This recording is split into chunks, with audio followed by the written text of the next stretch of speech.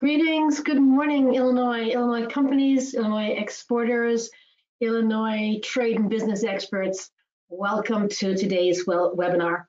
And also a big shout out and thank you to the Illinois Department of Commerce for giving us this opportunity to talk about the Illinois online global programs, localized websites, online marketing to help you in these kind of difficult times. So before we start the webinar, and as the last of you are just logging on, a couple of thoughts about sort of housekeeping. We really appreciate that you've taken the time to spend with us today to talk about online tools for business exporters. You're all on mute for the presentation. We'll have some Q&A at the end, and we would really appreciate your questions. So drop your questions into the chat box, and we'll be curating questions throughout the webinar. So there you go. And let me, I guess, start off with introducing ourselves. So my name is Susanna Hardy, and I am, if I can get my mouse to move, I am Chief Content Officer at IBT Online.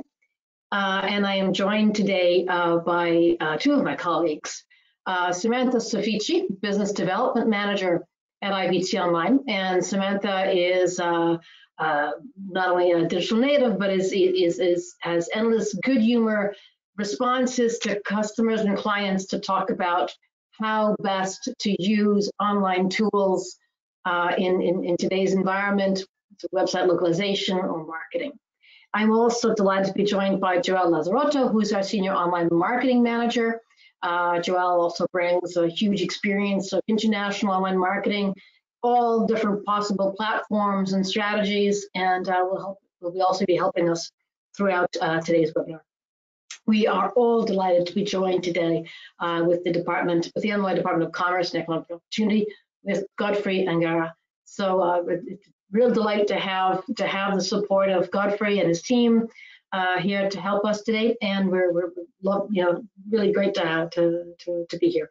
Godfrey is very involved in the Illinois Department of Commerce and Economic Opportunity and the Office of Trade and Investment, the OTI Illinois, and he's very involved in setting strategies and helping in foreign direct investment, and also particularly in helping companies identify the right markets, the right tools for their international expansion. So we're delighted to have Godfrey here with us. A very quick word just on IBT Online and who we are. We are a US company and have been around since about 2002. And we are 100% focused on providing online tools for companies who look to go internationally. So we basically build websites, we manage websites, we do online marketing, we manage online marketing strategies globally for companies. And our core base is really the mid-cap company. So I'm hoping that this resonates with all of you.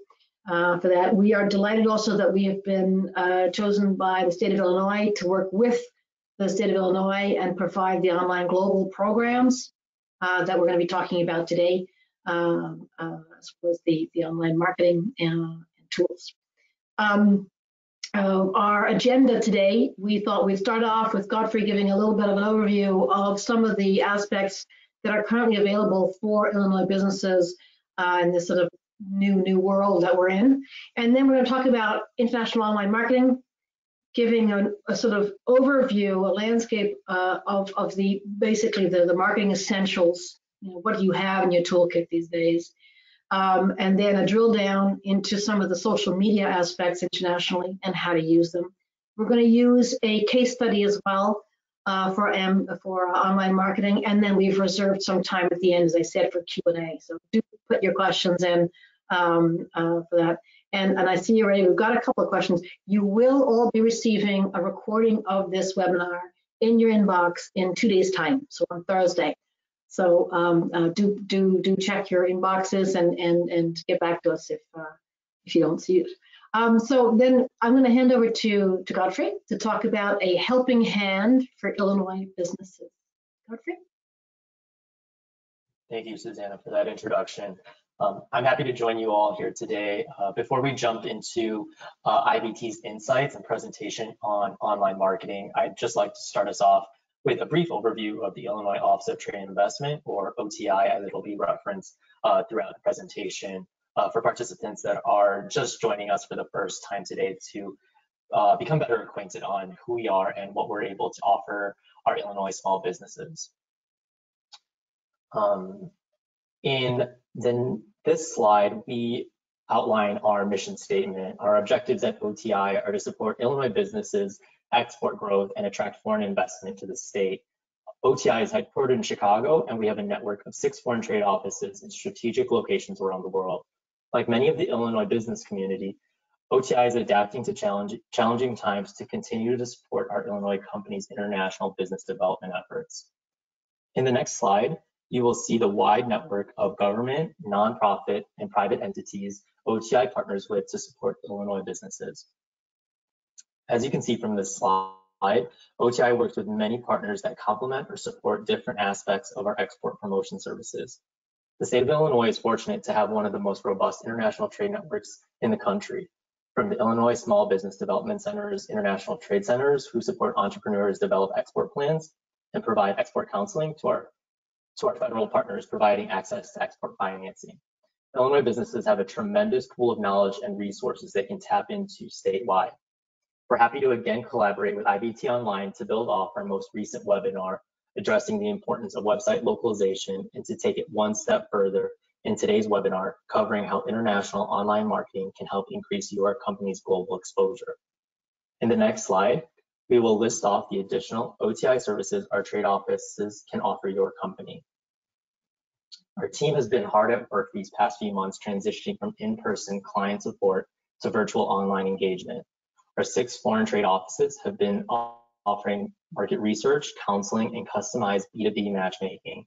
And I encourage all the companies on this call or on this webinar to reach out to me or members of my team to learn more about how your company can also tap into those complementary services. You can find a full list of my team's contact details on our website, export.illinois.gov. In the next slide, we feature OTI's financial reimbursement program called the Illinois State Trade and Export Promotion Program, or better known as the ISEP program. The ISEP program is partially supported by the U.S. Small Business Administration and is available to qualified Illinois businesses to help offset costs for participation in several activities aimed at increasing export sales. In the next slide, we outline the group trade mission activity of the ISEP program. OTI leads 10 to 12 annual trade missions to world-class industry-specific trade shows and dynamic emerging markets.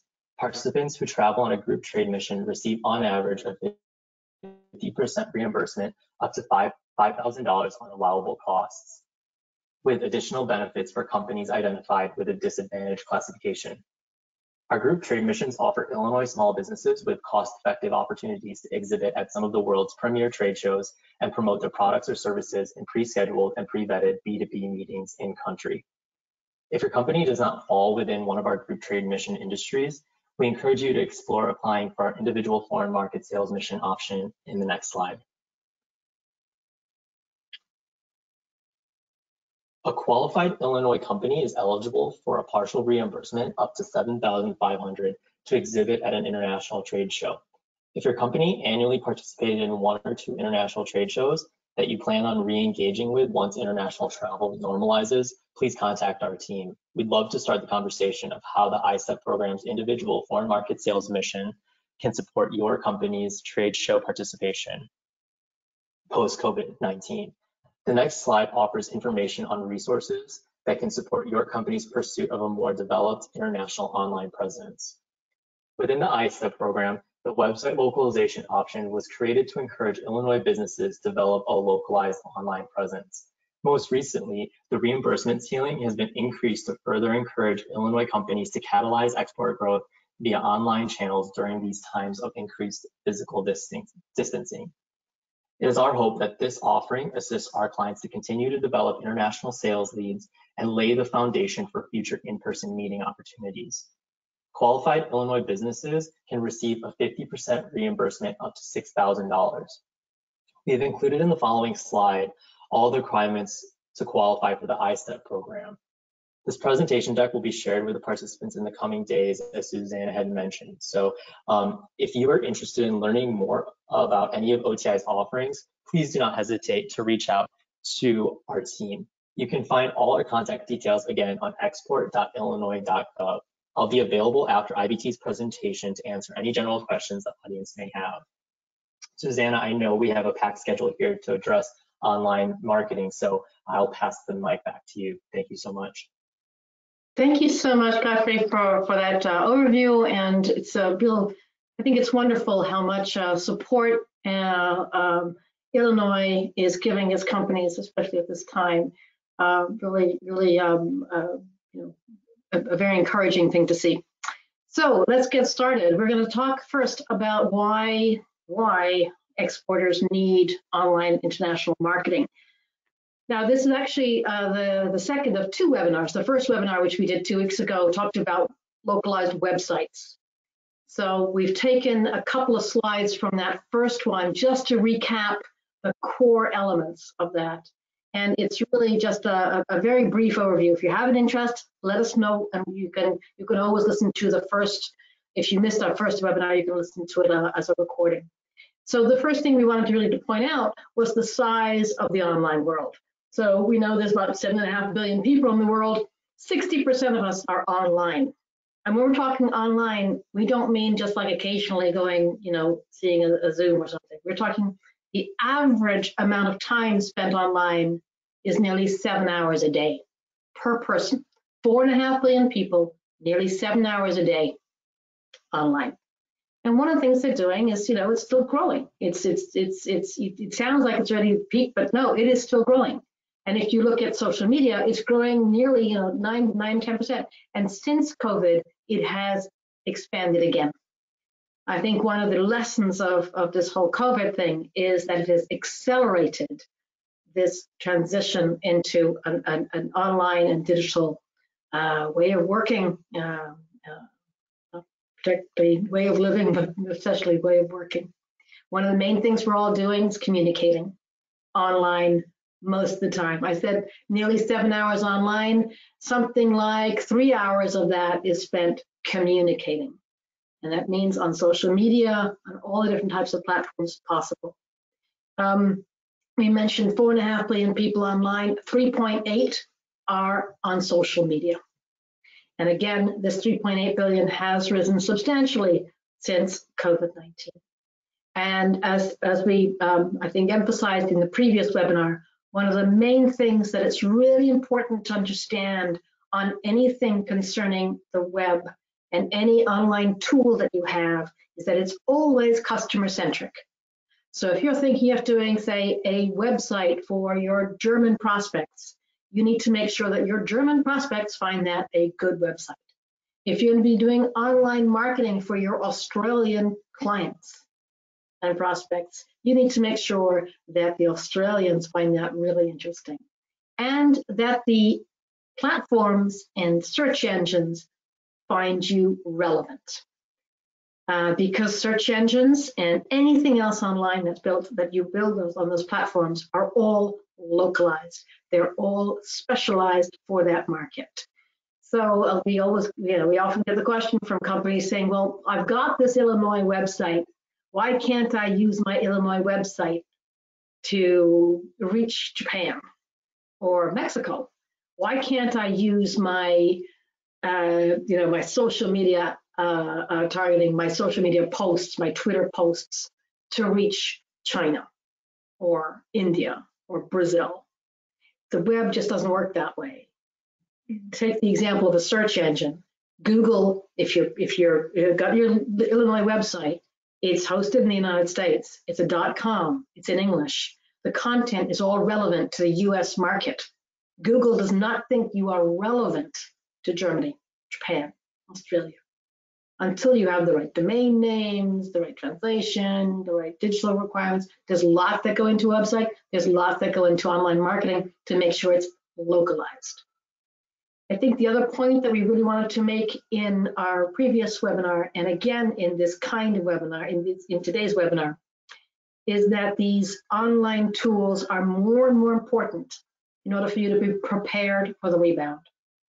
We don't know what shape or form or when, timing of the rebound, but we know it's coming. And so far, some of the indications are that when it comes, it's rapid. You need to make sure that you are well placed for it. It's no good sort of disappearing from the radar. Times are tough enough as it is. If you disappear from the radar, then if someone wants to give you an order, they can't even find you. And this is just a screenshot of the Hermes luxury goods store in Guangzhou, which opened on its first day of opening in April. At the very end of April, they clocked $2.7 million worth of sales. And customers were so excited that social media in Guangzhou and China went wild with people sort of posting things about their experience in the Hermes store. And the same is illustrated in several other sort of things. So when the rebound happens, make sure that you're prepared for it and do not disappear from the radar.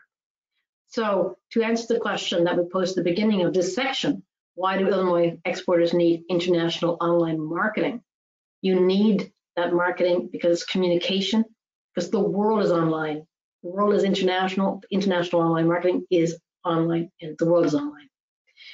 Online marketing, online international marketing is localized. Everything online is localized. And finally, effective online business development tools prepare you for the rebound. Now let's talk a little bit about some of the international online marketing essentials. And I'm going to ask Samantha to do this part. Samantha? All right, thank you, Susanna. So there are essentially two tools for your toolbox in terms of online marketing. You have your website and you have your online marketing. So websites can take all forms from B2B, B2C, e-commerce enabled or not. It can be a tiny website that looks like a brochure, or it can be a huge website with portals. But for online marketing, there are just two types of online marketing. So you have your search engine marketing and your social media marketing. And in each case, you need to define it, who your buyer is, how they're interacting with the web, and how they're going to engage with you on the web. So the way that this looks internationally with these two tools, you have your US domestic website, and it has its own communication policy surrounding it, drawing in US clients and prospects to your US site through SEO and social media. And then for your international clients and prospects, in this specific example, we have France and Brazil, you need a similar online environment or your digital real estate for those specific markets. So let's say you're targeting the French market. That needs a dedicated localized website so that it acts like a springboard or sounding board for your communications. So your social media and your SEO will feed into your French website, and then your French website will feed into and be connected to your United States main website. And that's really important because brand consistency is key, and it can also help boost your US site. So your online communications, your paid and organic SEO, along with your localized social media strategy, can be effective in those markets with that springboard in mind. So you have to make sure in the end that you have a localized website first, and then the online marketing to go along with it. Put it the other way around, you don't start your online marketing campaign before you get all of your ducks lined up first, so a localized website. We had an earlier webinar on this, so it's not to be underestimated, and you can actually watch the webinar. It's a recording, you can get it on our website. So just real quick, a localized website has a lot of components. It's not just a translation that you plug into Google Translate and then put on a page. It's actually far from it. So the key to remember is that it has to be customer centric, as Susanna said. So for example, for the Mexican market, it has to be on a .mx for the URL. It can be hosted within the country. It has to be in Mexican Spanish with SEO keywords specific to the Mexican market. All these things will help your company be found locally and understood locally. And this eventually builds the trust needed for the buyer's journey. So a really good example of this is on the next slide. And this is how a localized website can work. And this is a really great example because it's in English, something that a lot of people just think that, you know, having a US English website will be enough to reach the UK, Australia, India, and other English-speaking markets. But as you can see by this example, here you have a website that is targeting prospects in Australia. So it's on an AU, it's hosted in Australia with SEO for the local market. And as you can see, the results for 1 month on this B2B site shows that the majority of the traffic, so 77%, is from their main target market, which is Australia. And then if you expand a little bit more, not only that, but 86% comes from Australia and New Zealand. So this shows how Google thinks that this website is relevant for the Australian market, and it's barely relevant for the other English-speaking markets. So, I mean, it does reach the US, United Kingdom, India, Canada, and Philippines, but it's very minimal compared to the large chunk of Australia and New Zealand. Then the image on the right is just a really great example of how you can even target a specific area. It can be a city, a state, a neighborhood. In this example, we know that their major prospects are in the southeast coast of Australia. And this is why it's so important to really understand who your buyer persona is and where they are, which takes me to my next slide. So as HubSpot themselves define it, a buyer persona is a semi-fictional representation of your ideal customer based on market research and real data about your existing customers. Defining a buyer persona is really, really important because it allows you to make sure that you're always targeting the right person at the right time with the right message, saving yourself and your company just a ton of time and resources, especially when we're looking at that paid space in social media and SEO. So this is a great example of a US buyer persona being demonstrated by their Instagram post. So this is Zipcar, and they know their buyer persona so well that it's actually included in their mission statement. They're looking for someone who's urban, educated, tech savvy, and environmentally conscious. And so if you look at the example, you see by the image, it's obviously targeting who they have in their mission statement. So urban, educated, young, and it's further demonstrated by their caption and their hashtags. So if you look real close, it says leaving for college this weekend. So educated, young, don't forget your greens, environmentally conscious. So they definitely know exactly who their buyer persona is, and they speak to it through their social media posts. And you're now diving into international buyer persona, which is obviously very relevant for this webinar. Especially in the times that we're in today, international buyer personas can differ from your domestic buyer persona. On this slide, there are a few questions that you should ask yourself. Like, are there multiple buyer personas for my export markets? How do they find me? What do they care about? How do they purchase from me?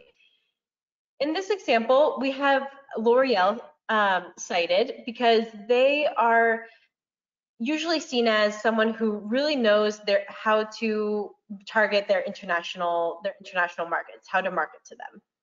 So if you look at this picture in the text, L'Oreal is assuring its US stylists, so its US market, that they are committed to support them in these difficult times where stylists are usually closed or the small businesses are usually closed. And so this messaging is reflective of what they know the US cares about the most, which is supporting SMEs. However, in L'Oreal Australia, the message is completely different. So on their homepage, there is no mention of COVID-19, there's no mention of coronavirus, but instead there's a mention of climate and the environment. And this is most likely due to the horrible fires that Australia suffered just a few months ago. And the environment, the climate, that's what matters to them the most right now. And then in the last example, L'Oreal Brazil is demonstrating to its Brazilian customers that they're doing their part to help the people of Brazil by producing hand sanitizer, which is something that they don't typically produce. So each buyer persona is clearly different and their messaging is respectful of that. So with that, I hand it back to Susanna. Thank you very much, Samantha. A terrific example of a buyer persona explained in just 2 slides, which is terrific. I'm going to go through very quickly some of the other big items that one would look at, sort of the essentials of online marketing for international. The first, obviously, is organic search, and this basically has anything, organic search is when you type into Google something and the things that pop up that the search engine, Google in this case, thinks is most relevant. Now, this relevance is different in every market, and that's the key thing to remember about that. That's what we talk about, this localization feature. So the organic search, the relevance that you'll have in each market is different. Different keywords, different backlinks, and so on. The point about all of this is that you really want to, search engine optimization and the organic search is actually the sort of goalpost of it all. It defines you as an authority on that subject. So that's the sort of, chalice that you're trying to reach, is that organic search. It's called free because you don't pay Google or the search engine, but it's not free in the sense that it demands a lot of resources, a lot of time, a lot of thought, a lot of education, a lot of experience. Just knowing this, and for you, if you're looking internationally, you've got to know this for each different market and test it out for each different market. So that's, that can be a challenge if you're, if you're an Illinois company. How do you get that organic optimization in your markets with it? Well, you need to be strongly localized, I guess, is the answer. Paid search engine marketing is basically, as it says, that's where it said on this example, it says ad before. So the ad, you pay Google, whichever search engine it is, to go in front of the organic. So even if, in this case, we took the example of something that we thought would be relevant for people working at home, there's a lot of demand for standing up desks or stand-up desks, and sitstand.com and IKEA.com have reached organic authority on it. But if you pay, you can actually go above them. So the point that we want to say here is, I guess, 2 things. First of all, don't discard paid search engine marketing. It is a very valuable tool for punctual campaigns. So for campaigns that are limited in time, that you want to boost your awareness in the market. But be careful. Keywords can be different, and they're different for different markets. An example of keywords is, for example, train in Portuguese. If you are targeting the Brazil market and you translate from Portuguese into the word train, comboio, then less than something like 5% of the Brazil people who search on the internet will be looking for the word comboio. 95% of them will use the word tren. So that's an example of making sure that your keywords are correct when you're going into doing international marketing. And that's, again, an example of localization on this. Remember, in this case, it was the same search engine, Google in each case, same language, both Portuguese, different keywords, therefore different Google ad campaigns. If you get the keyword wrong, you're paying Google for nothing. So we find very often there's this organic plus paid has a great result, so the best results. And you use paid to boost it, to supercharge occasionally, and organic on a sort of longer term basis. Paid definitely gets you started in the market. It also helps you gain authority. There is a symbiotic relation between the two. And this next slide, I'm going to sort of show you an example of that sort of thing that we mean.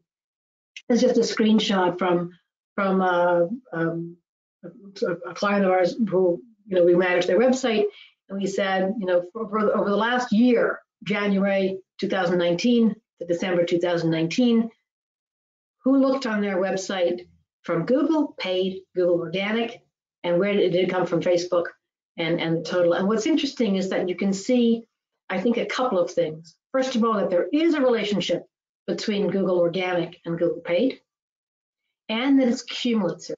So the other lesson that I want to have about this particular slide is that you can't just turn on and off the tap in online marketing.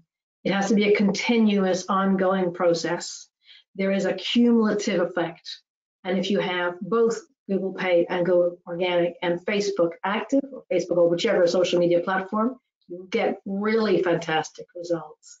I mean, this is, it's a B2B company, and within the space of 1 year, they've doubled, basically gone from 1.2 million looks to 2.5 million, as a combination of these three: paid, organic, and social media combined. So that's something that we see that's pretty typical of us. The point that I want to make here really is about return on investment. Return on investment is absolutely essential to all online marketing, and especially in international marketing, because it can be a vast array and you can lose your way in that international field.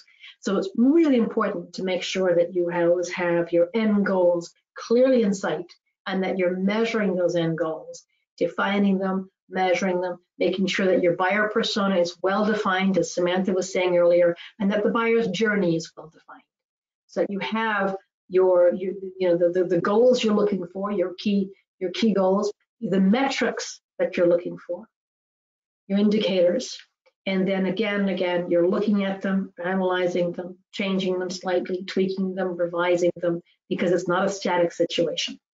So the return on investment permeates all aspects of your strategy for your online marketing. So let's talk now about using social media globally, and maybe Samantha can take us through these slides. Yeah? Yes, I would love to. So these next 4 slides that you see here, unfortunately I can't spend too much time on them, but please know that the infographics that you see to your left and the case studies that you see in the bottom of the screen, those are available on our website for free. They have a ton of information, like each country, how their online environment, social media, e-commerce, just a lot of really useful information, and it just is really demonstrative of how each country interacts with the web in a different way. So just really briefly, here are 4 of the top export countries for Illinois exporters. So for example, here you have Canada, and Canada is the YouTube in Canada is the #1 social media platform, and people spend an average of 25 minutes a day. So YouTube would be a good platform to be on because your buyer personas are there, if you're selling into Canada. Next is Mexico, and for example, Mexico social media is a great place to start, just in general, because if you're looking to build brand awareness in Mexico, Mexico is ranked #7 in the world for the amount of time spent on social media, right behind Argentina, so another Latin American country. They spend about 3.2 hours a day on average on social media, and that's actually before COVID-19. Next is Germany. So Germany is a little bit different because WhatsApp is actually the most popular app downloaded, and it's the #2 social media platform in Germany. So if you have a WhatsApp strategy, then Germany, that would be put to great use in Germany. And then there's China. So China is an important market for a ton of exporters, but in terms of online presence, it can be especially tricky, and we actually have a dedicated slide to it in a little bit further down in the presentation. But it's important to note here just the sheer volume of people that are online communicating and watching videos. Samantha, may I interrupt you a second? I want to do a quick poll, if I can. Please do a quick poll. So I've launched the poll, and we just want to get some feedback from you in Illinois. What are the markets you're looking at the moment? Are you looking at China or Canada, Latin America, Europe, or other? And I apologize in advance. I was only able to put in a choice of 5. So that's why the other is like, half the world. Sorry about that. But your responses are very welcome. So thank you very much. And it's interesting. We know that a lot of Illinois companies are interested in Canada. It's a big export market for you, but it was really interesting to see how many of you are interested in Europe as well. for that. And I really should have broken out the other more completely as well. But thank you all for answering that very much. And I think I'm going to close the poll now and hand back to Samantha. Thank you. Thank you, Susanna. So in this next part, in this next slide, it's just something to frame up that social media is all about communication. You need to listen to what's happening on social media, so do social listening. Listen to what they're saying about your company, about your industry. Make sure to interact with the people that are interacting with you. So if they are clicking on things, if they're mentioning you in comments, if they're connecting with you, liking your page, commenting on posts, make sure to communicate back with them, because it's not just a soapbox that you're speaking to masses of people. Social media is all about interaction, and it's all about communication. So make sure to do that, not only in the US, but also in your international markets, because it does make a difference. Now diving into each individual major social media platform internationally. So the first one is Facebook. And Facebook is an obvious first choice for marketers, both domestically and internationally, because Facebook is available in 101 languages. People spend an average of about 35 minutes a day on the platform, and it has a huge audience of about 2 billion people, making potential customers all over the world just a little bit easier to reach. So great place to start. Next is YouTube, and YouTube is another huge social media platform that marketers absolutely need to use, regardless of whether you're B2B or B2C. Something that a lot of people don't realize is how easy and important it is to use your videos for both domestic business and international business. I mean, just look at those stats. Second most visited website globally, second largest search engine behind Google. 80% of the views are outside of the US, and it's available in 91 countries, 76 languages, and yet only 9% of US small businesses use it. So there's definitely a gap there. There's definitely ways that we can improve. And nowadays with iPhones, you don't need a huge production budget to make an impactful video. You can use your iPhone, you can just show your manufacturing facility, highlight an employee, tell your story, whatever the case may be. But once you have a video that you're really happy with, you can translate it or put some subtitles on it, and boom, you can reach an even larger audience. So please don't discount YouTube. It is huge internationally. Then next is LinkedIn. So as many of you know, LinkedIn is important for professionals to connect throughout the US, but don't discount it for international business and international marketing as well. The largest user base behind the US is India, China, Brazil, the UK, and France. It is 3 times more effective than Facebook and Twitter for lead generation. And COVID-19 has actually made LinkedIn even more relevant. An article came out in the Financial Times saying that more people are posting more stuff on LinkedIn. The article shared that people are posting to stay relevant, so then when business resumes, so when the rebound happens, you're on top of people's minds. You're in front of the customers, in front of prospects that you want to talk to. And the numbers absolutely back it up. LinkedIn shared that the number of conversations between its members jumped 55% in March from the same month last year. And live broadcast has gone into absolute overdrive. Demand has more than tripled since February, and the users are much more chatty. The number of comments on the broadcast has went up 272%. So remember that even if you're B2B, you are still speaking to people on the other side. So make sure that you use LinkedIn to get to know your potential customers and to directly talk to them. Then the last platform is Instagram. So unlike what some people think, Instagram is a great choice for businesses. Over 80% of all Instagram users are following at least one business account, and 48% of Instagram users say that they've made a purchase because of a brand's video that they watched on the platform. Instagram also has the highest engagement rate on all social media platforms, with 95 million posts and 4.2 billion likes per day. And users spend an average of 53 minutes a day on the app compared to Facebook, which was about 20-ish minutes. I know I personally have a 20-minute limit on my phone for Instagram, and I pretty much hit it every single day. And so one last thing to keep in mind on Instagram is that it has 3 different ways that you can post, and each way has a different purpose. So Instagram stories, Instagram TV, and just normal posts will, and they probably should, look different from one another. And now I'm going to hand to Joelle, who will be speaking about marketing in China. Fantastic. Thank you very much, Samantha.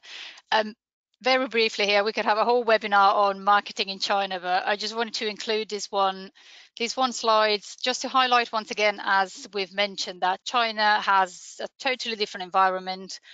Take YouTube, for example. In China is banned, so is Facebook and Instagram.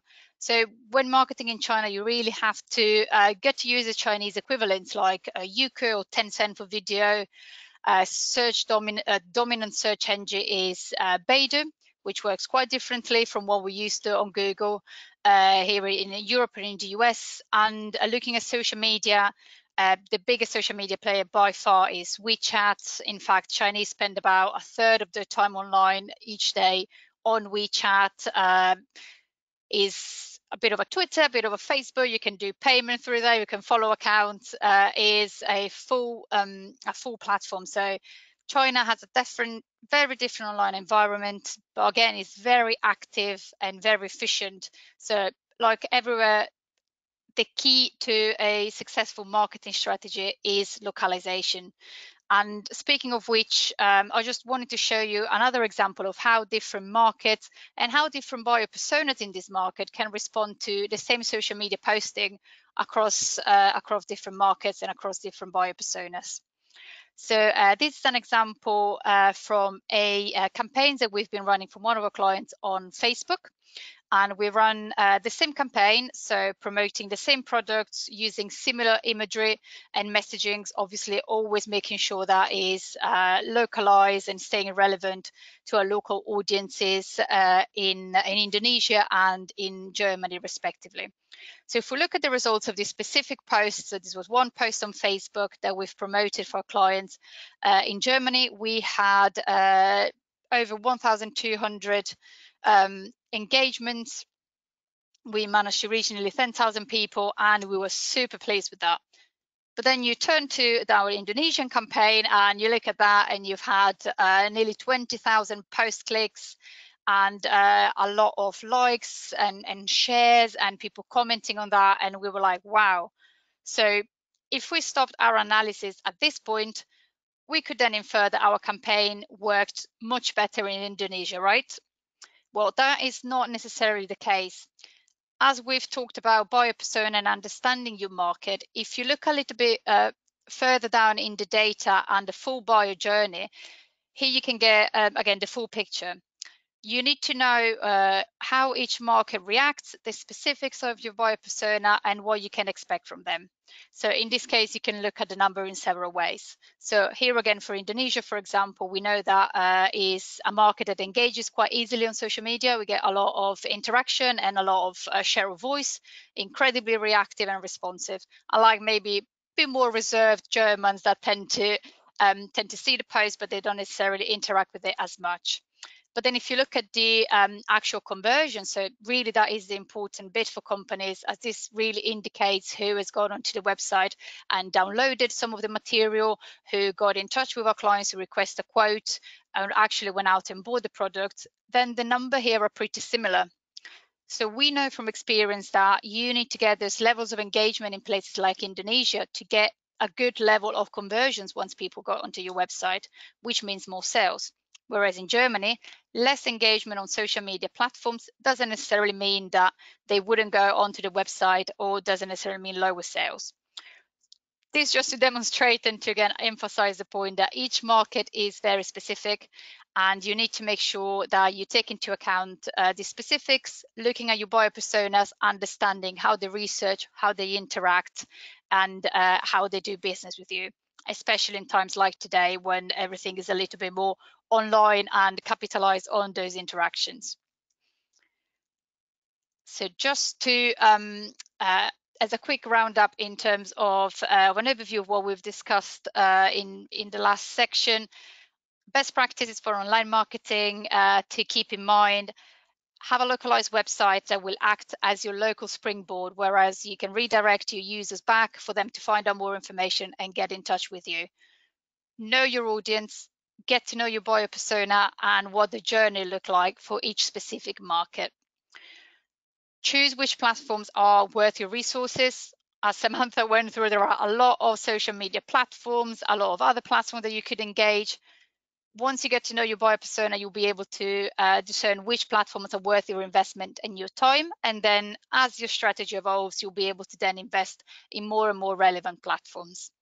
But importantly, from the get-go, set your goals for your online marketing and social media strategy, so you know what you're tracking, you know where your success lies, and you can do more of what works better moving forward. Social media listening and interaction, building relationship is a fantastic way to build your brand name, your brand awareness, and that trust that is so important these days in international marketing and in doing business in general, really. So make sure you answer all comments and mentions across social media platforms. And then the most important, look, analyze, keep learning, and start doing it all over again. Joelle, thank you so much for that, particularly the roundup slide, summarizing it all, and you make it look so easy.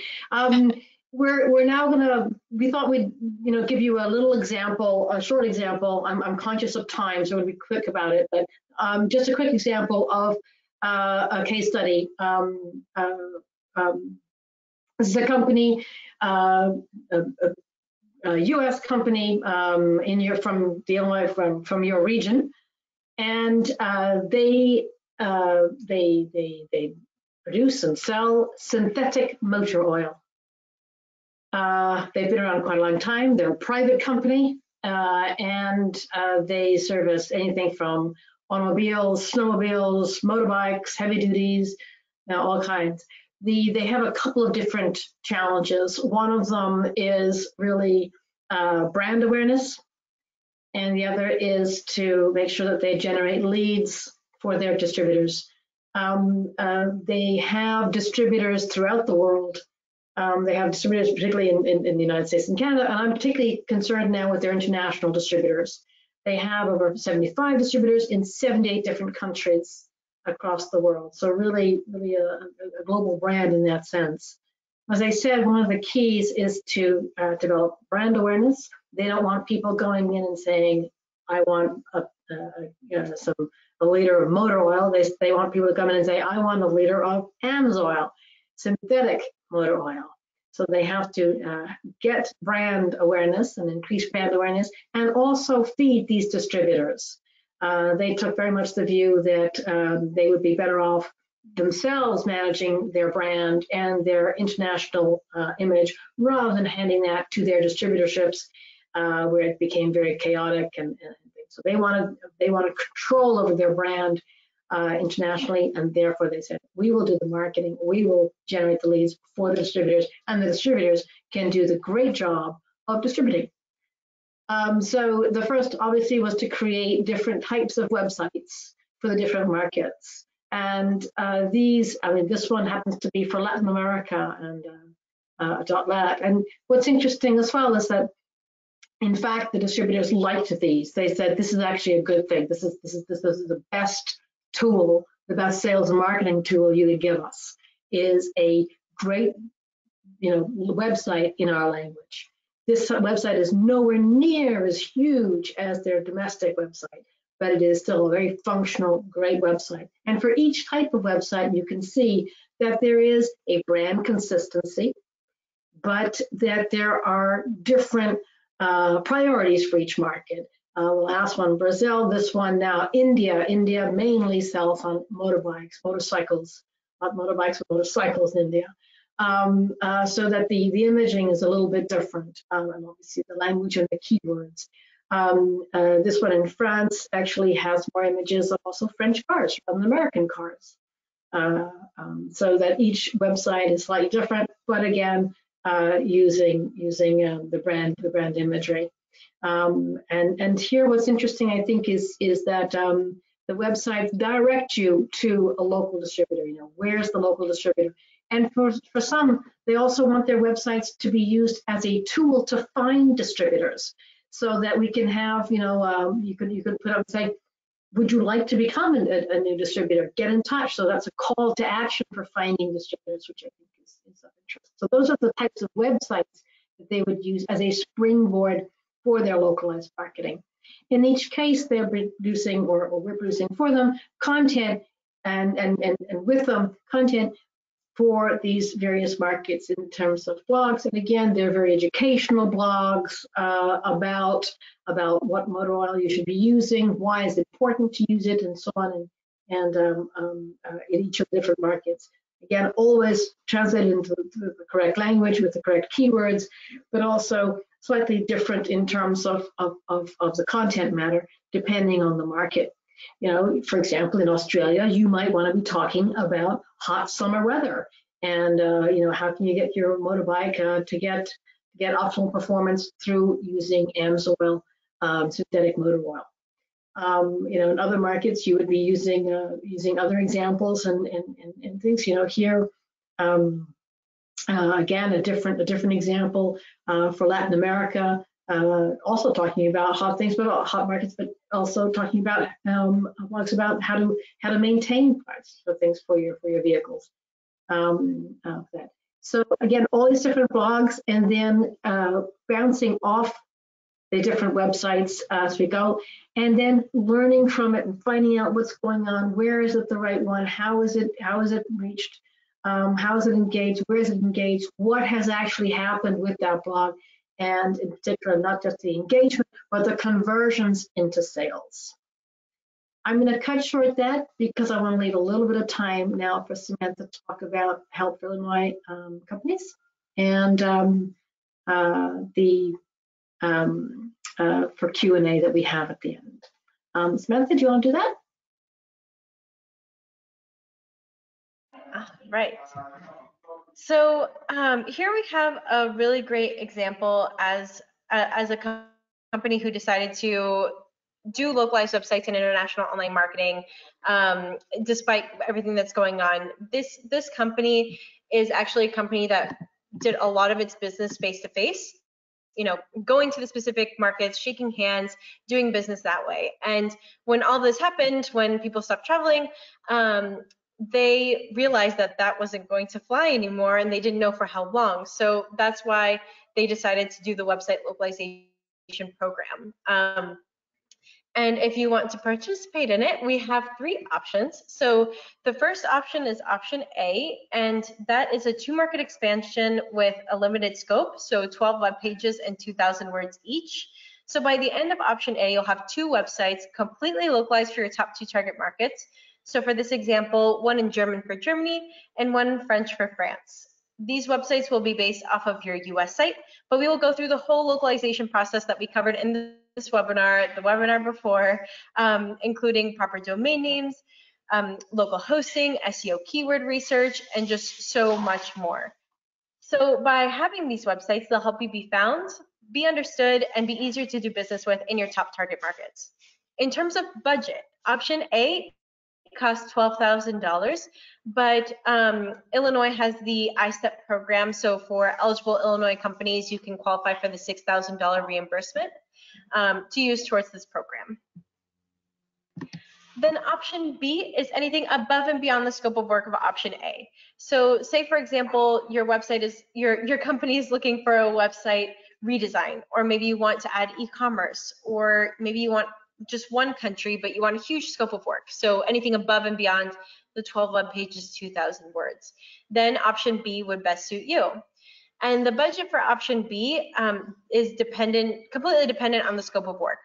But just like option A, there is that $6,000 iStep reimbursement to eligible Illinois companies. Samantha, I think we have time for a poll. Do you have a minute? Yes, please. I was just saying, let me launch a quick poll just to get some feedback from the Illinois companies if they are interested in learning more about the localized websites, option A or B, or B, and the Illinois ISTEP grants. So if you are interested in that, let us know, and we can send you an email with more details. Get in touch, whichever. But that's particularly for the websites. So that's localized websites, option A or option B. Thank you so much. We're just getting the last people in, and we're delighted with that response. Thank you so much indeed. Really fantastic. Thank you. I'm going to close that poll and head back to Samantha and option C. Thank you. So option C is the other service that IBT Online specializes in, which is international online marketing, which is search engine marketing, social media marketing, and reporting and analytics. So if your company needs help in this realm for your international markets, then we can absolutely help. The budget is $1,500 per market per month. And then we have a recommended ad spend for social media marketing and search engine marketing of $900, and that can vary from company to company, country to country.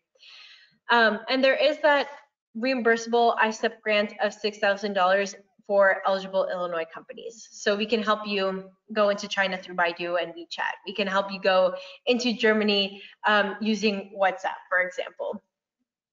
And Samantha, let me launch a quick poll. 1 minute per poll. Yes, let me launch a quick poll. Thank you.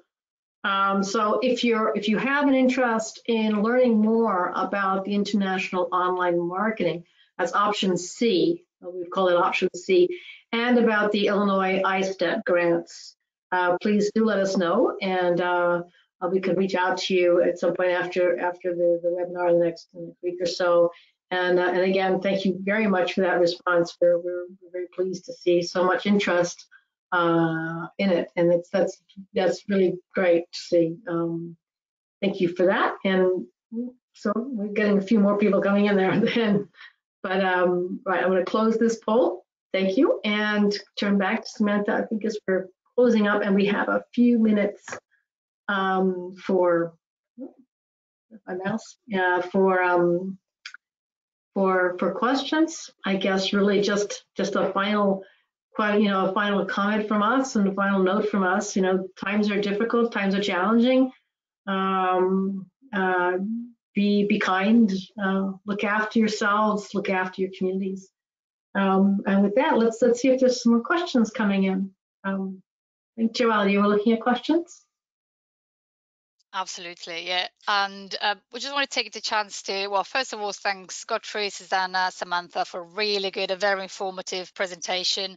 We've had a number of questions coming in, so I've tried my best to try and collate them into a few that we can answer today. And just as a reminder, people have been asking, you will receive a recording of today's webinar in your inbox within the next couple of days, so keep an eye on it. Maybe check your spam junk folders in case it ends up in there. Perfect. So getting started, maybe Godfrey, if I can send a couple of questions your way. A number of people have wondered and asking, so how do we start the process? Do they get in touch with yourself? Do they get in touch with IBT? How does it work? Sure, absolutely. For anybody who's interested in learning more about this process for website localization or the ISTEP program in general, I encourage you to reach out to one of our OTI trade specialists. Their contact information can be found at export.illinois.gov. For everybody on the call, our trade specialists are actually their portfolios are categorized by a market region. So we have an America's trade specialist that covers North America and South America and the Caribbean. We have a European trade specialist that covers all of Europe. And then we have, it pretty much goes across the globe. So I encourage everybody to visit our website at export.illinois.gov to find my colleagues' contact information. And if you just have any general questions regarding IBT services, obviously reach out to the team here listed on this screen. Fantastic, thank you. And just as a follow-on related to that, what are the eligibility criteria for the ISTEP grants? And is this done on a first come, first served basis? How do you choose? Sure. It's a rolling application process, so I encourage anybody who's interested in applying to get that process started as soon as possible. Some of the main requirements to be eligible for the iStep program is you need to be a registered Illinois business for at least 1 year. You have to be under 500 employees, as well as a minimum annual revenue of $250,000 from the previous calendar year, as well as the last thing is export readiness for the markets that you're pursuing. Okay, fantastic. Thank you. And if anyone's got any further questions, as Godfrey said, we have our contact details on the screen today, and you'll receive these again in your inbox. A couple, I know we're running short of time. I just got a couple more questions. Maybe I can take this one on myself. A few people are asking, does IBT help with designing the international online marketing strategy? Yes, we do. So we'll be working with you in outlining your goals, outlining your buyer personas, see depending on which markets you are interested in promoting within, what's your current state in terms of, have you done any marketing there, are you completely new to the market, and then we'll set together a strategy, some KPIs, which platforms we need to focus on, and then it's a very collaborative approach, but obviously at IBT we'll be looking to do all of the heavy lifting, giving you full visibility on your brand and working together in expanding that and getting some fantastic results in, if I can say so myself, but might be a bit biased. A couple more questions regarding markets. Maybe Samantha, if I can ask you, can IBT help us decide which markets and which platforms in these specific markets? Yeah, great question. So as for which markets, we can guide a little bit, but in the end, you know your business the best, and you know what your goals are and what you're trying to do. So you can decide the markets, but within each market, we can absolutely help you define which platforms to go on based on who your buyer persona is or are, and what your goals are in each market. Perfect, thank you very much. Susanna, maybe one for you here on content. Can IBT do content creation? I'm linked to that. What about in-market distributors? Should we turn to them to write the content? Should we ask them any feedback? What's your view? Very good questions, and they're very linked as well. Yes, we produce content. We do content creation as well for all markets if needed. We'll always do that in tandem with you. We'll always show you proofs and do that and get your approvals for it. We're never, taking things on our own to make sure. And the best is you reusing and if you've got things for one market, we can turn it around for and shape it for the other markets. Distributors do play a key role. They're really essential in giving their local flavor or giving us information about maybe particular aspects of your business in that market. They can be really useful for international marketing. They might not be professional marketeers, so you need to use them for what they're best at. But getting them involved is really key, and I think we've tried to show with those case studies that in the end, a localized website and online marketing are the best tools, the best sales tools you can possibly give your international distributors. Fantastic, thank you very much. If we have time for maybe one more.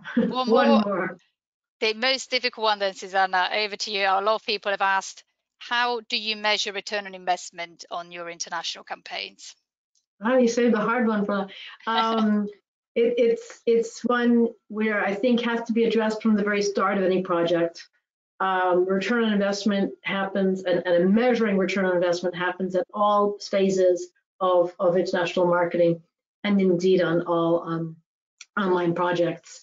The easiest way is to put a monetary value against one of the KPIs. That's the classic way of doing it. But I think one of the key ingredients is to have a very well-defined goal from the start, and then making sure that you're reaching that goal.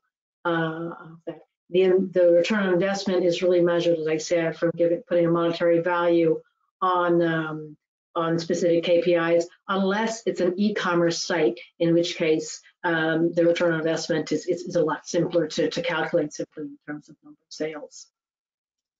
That helps, Joelle. Excellent. Thank you very much. Joelle, Samantha, Godfrey, I think we have overstepped our time, but we have, everyone's kept on, so I did allow a few more questions. I want to give a major big thank you to my colleagues, Samantha and Joelle, for helping me out today on the webinar, and especially also to Godfrey and all the OT team at Illinois for giving us this opportunity. Thank you very much, and for contributing and supporting your companies and your Illinois companies for them to get effective online business tools for the current environment. Thank you all Illinois companies for attending, and we hope to see you all soon, and online, and hopefully maybe offline too. That'd be nice if we get back to some kind of offline world as well. Be well, be safe, stay safe, and keep trading. Let us know if we can help in any way. Thank you all very much for today's webinar. Thank you. Bye-bye. Thank you. Thank you. Thanks. Bye. Bye.